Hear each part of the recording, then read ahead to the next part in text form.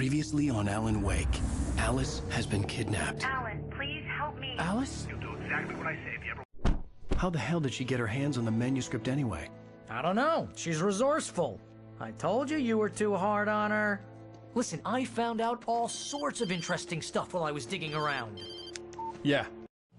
Help you folks? Name's Randolph. I'm the manager.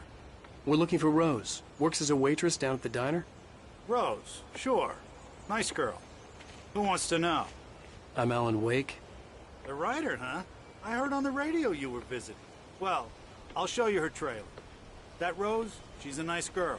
Always pays her rent on time. As I was saying, Al, I found all sorts of weird stuff from the local newspaper's archives. This place is crazy. Disappearances, mysterious deaths, urban legends come true, and, get this, most of this stuff takes place around Cauldron Lake. Well, you ain't wrong, mister. The Indians thought the lake was a doorway to the underworld. I'm the God-fearing type myself. I don't hold with that sort of thing. Yeah, okay. Anyway, there was an island there owned by a guy called Thomas Zane. Now, some of the articles I found about him make him out to be a famous writer, but I ran a bunch of searches, couldn't find a single thing he wrote. Zane was heavily into diving, so much so that the place came to be called Diver's Isle. But the volcano under the lake erupted in 1970, and Zane went down with the island.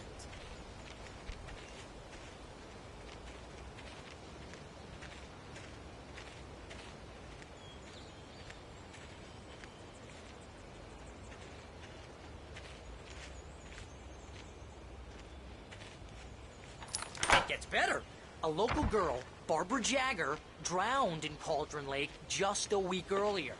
They were lovers. Sure, Jagger's a local spook store. The Scratchin' Hag. Comes for you in the dark. Childish stuff like that.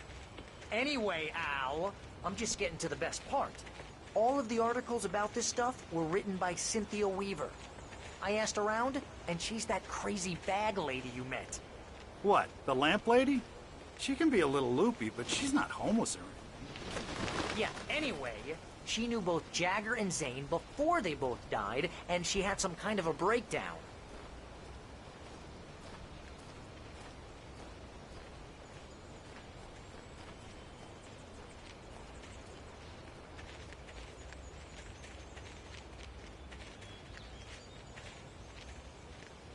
Well, mister, this here's Rose's trailer.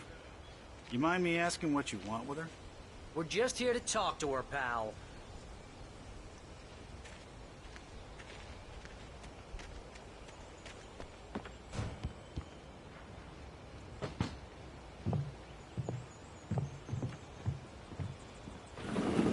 Welcome to... Oh dear, Mr. Wake. I'm so glad you're here. Rose, you have my manuscript? Oh. Oh, yes. Yes. Please, come in. Hey, this is really good. Rose, Yes, my manuscript. I really need it. I understand. I know what you need. A muse to inspire you. Oh, for Barry? She doesn't have anything. Yeah, hey, Al? Al, what's... Oh... Barry! What? What?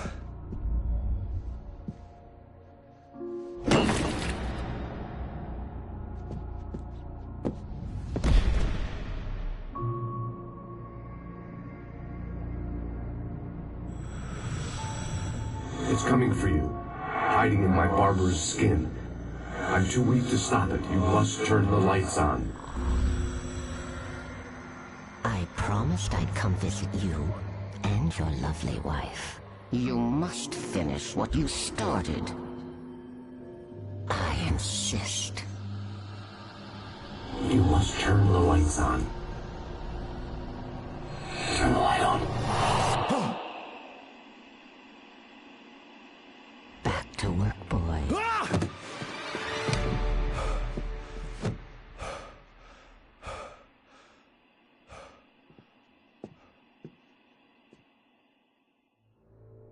I felt nauseous, hungover. Only anger kept me going. Rose took a day from me. I had less than 12 hours left to meet the kidnapper. All I could do was get Barry into the car, work something out once I got on the road. Welcome to the Oh Dear Diner. What can I get you today? Coffee? I couldn't work up much hate for Rose. Something had used her to get to me, and left its mark. It was free. Milk and sugar on the counter there. Would you like to hear today's specials? Thank you. Have a nice day. Come back soon. My gun and flashlight were gone. I'd have to find a way to get Barry into the car as quickly as possible. There was no time to waste.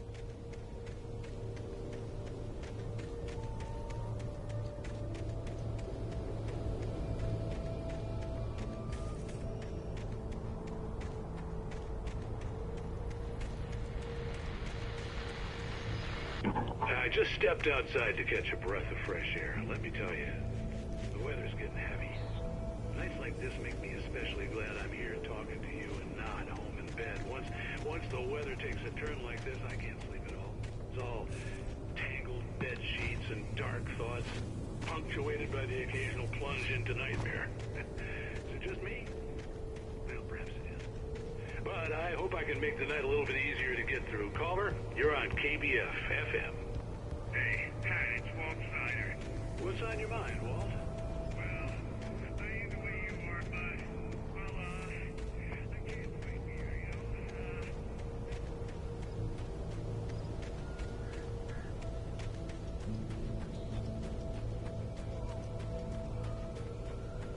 know. Oh, you're gonna get it now.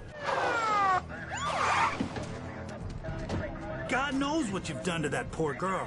This is Agent Nightingale, FBI! Get him up, Hemingway! You're under arrest! You move a muscle, I'll unload right in your goddamn face! Stay right where you are, Spillane!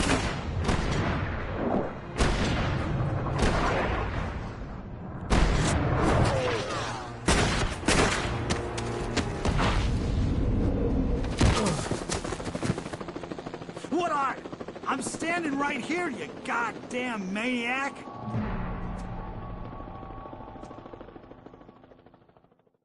I hated to leave Barry behind, but there was no way I'd miss my appointment with the kidnapper.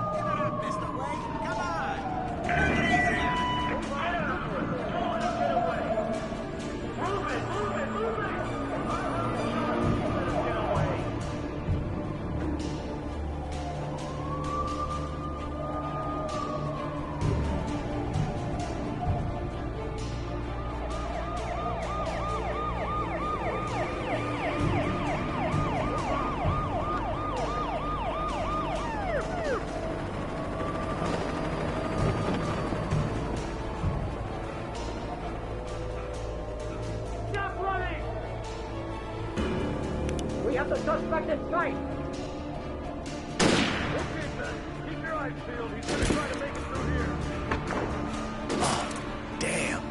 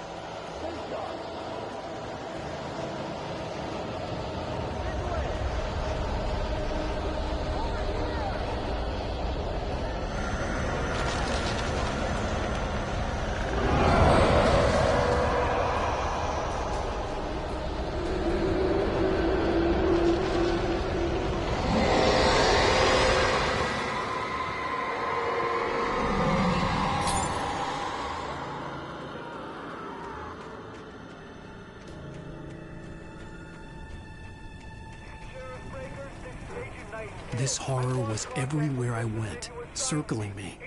The cops didn't stand a chance. They were after a writer, not a monster.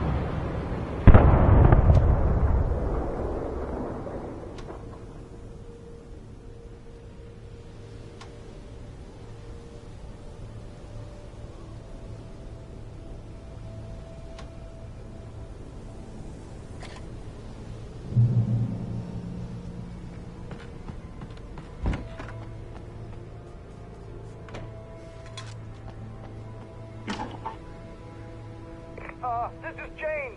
Mulligan, Thornton, come in. Over. Thornton here. Jake, we got both Wheeler and Rose in custody. They didn't put up a fight or anything. I could see the lights of the radio station in the distance. Come on. Sit down and give me that. Jane, Mulligan here. Over. Go ahead, Mulligan. Over. We got Wheeler and Rose here. Wheeler's drunk or hopped up on something. Speaking of which, that Fed had a pretty distinctive whiff of Otis Scotch about him, you know what I mean? Over. I don't have anything on that, Deputy Mulligan. Over.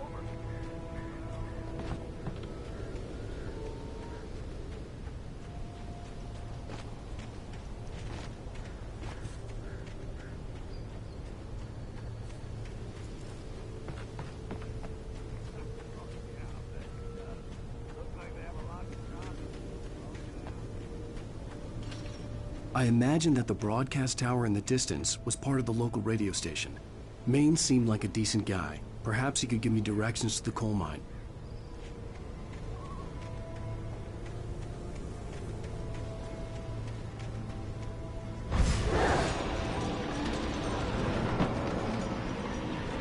Unnatural shadows clung to the gate. The darkness that was after me was trying to stop me. I wouldn't get through without a light. There was no power to the searchlight.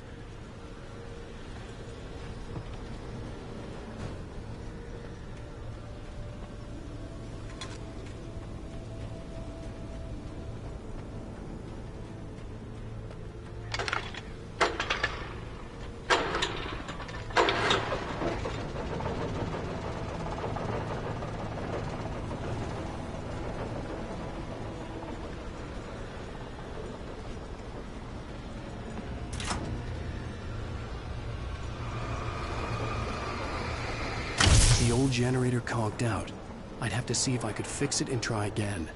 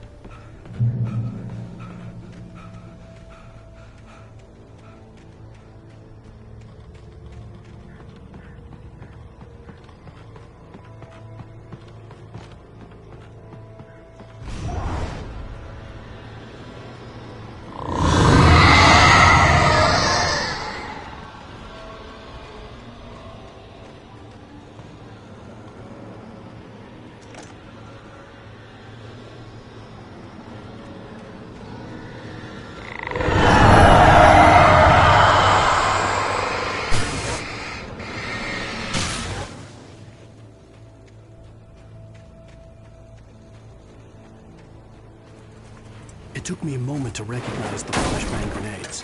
They were an ideal weapon for my situation. Team 1, come in. Over.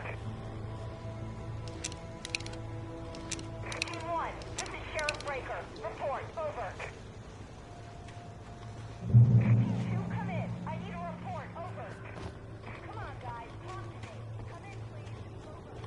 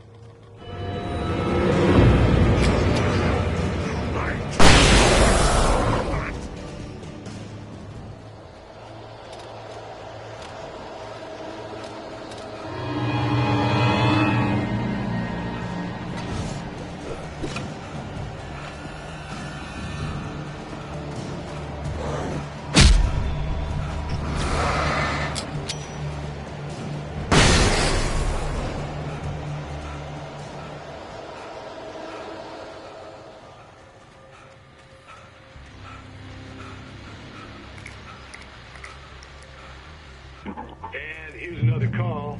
You're on KBFFM with Pat Maine. It's Milt Peabody, Pat. What's on your mind, Milt? Well, I live near the trailer park, Pat, and there's a big ruckus going on over there.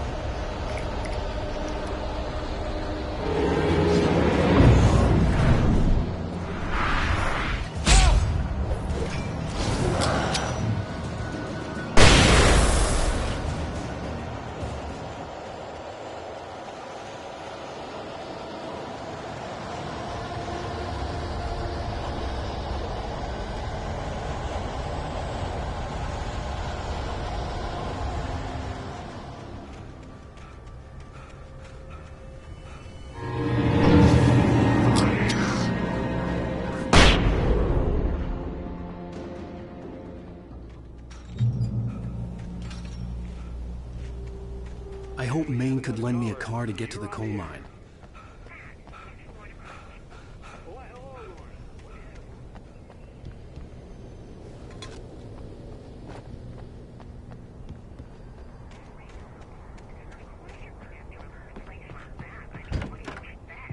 The sheriff should be helping us normal citizens instead of wasting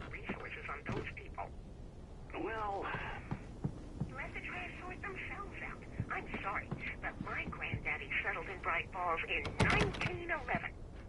Well, thank you very much for that compassionate viewpoint, Lorna. Oh, here's a little surprise. The famous writer Alan Wake just walked in. Folks, I'm going to see if I can talk him into an interview. Come on in, Mr. Wake. Oh, I'm so glad you could find the time to do this, Mr. Wake. Nowhere to run now, Dan Brown. You back away from me. Don't hurt her. Whoa. Everyone calm down. Put the gun down. We're all friends here, right? Cool your jets, Nightingale. We got him. Judas Priest! What the hell's the matter with you? There's a civilian in there.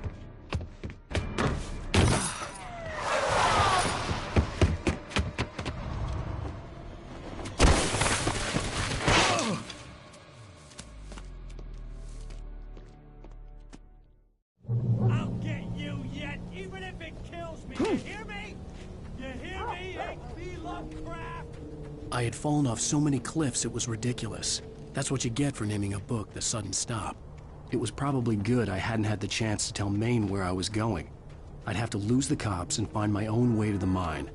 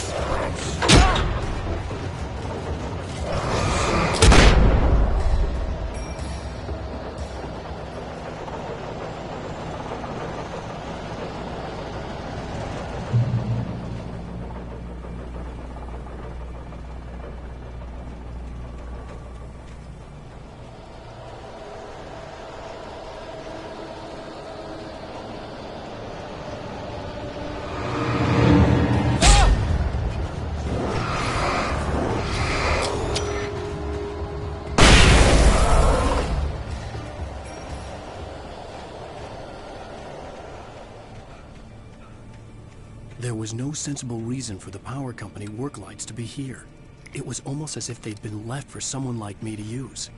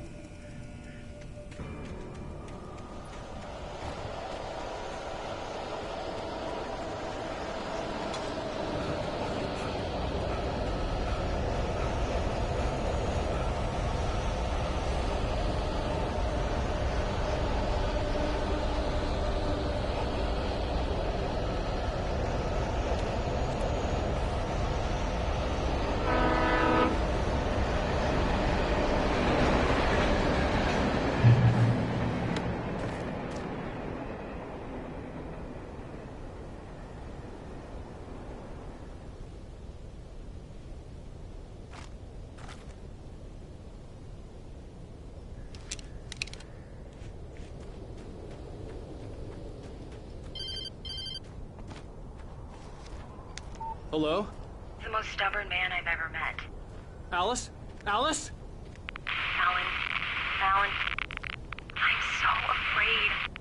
Keeps me in the dark. Please help me. I look at you, Alan, and it's not you. Something else. Looking out from behind your eyes. Alice, I'm here. I'm so alone here. It's all gonna go to hell. You need to be careful. Cooperate. The connection had been terrible, but that wasn't the only thing that hadn't been right with the call. She sounded wrong somehow, but she had called me. I could see a railway bridge up ahead, and a warehouse of some sort on the opposite shore. I hoped I could find a car from there.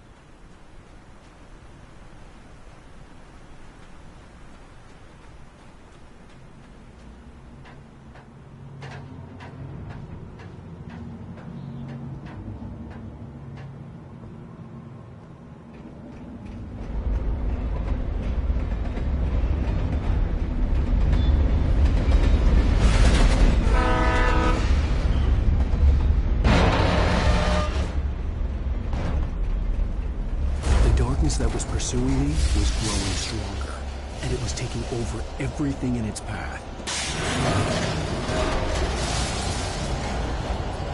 What the hell?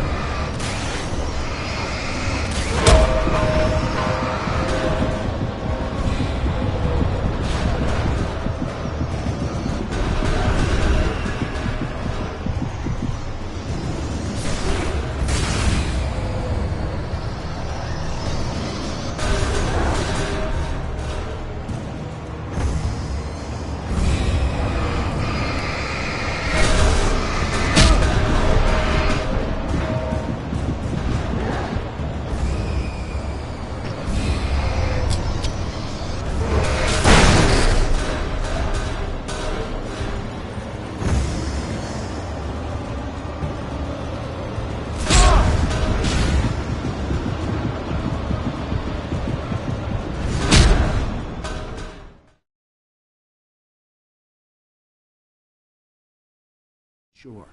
I hoped I could find a car from there.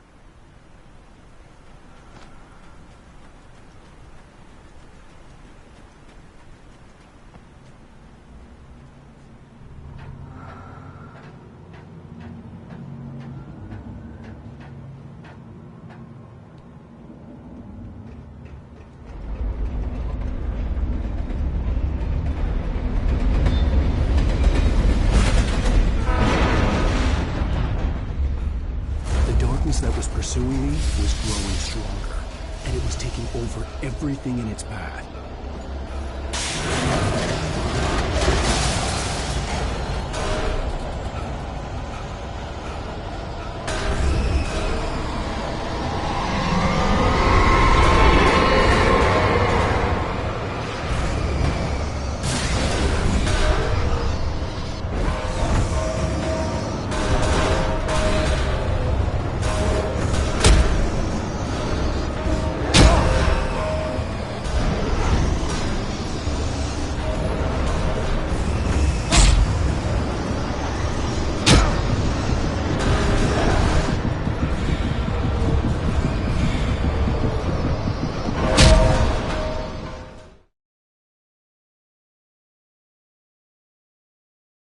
Sure.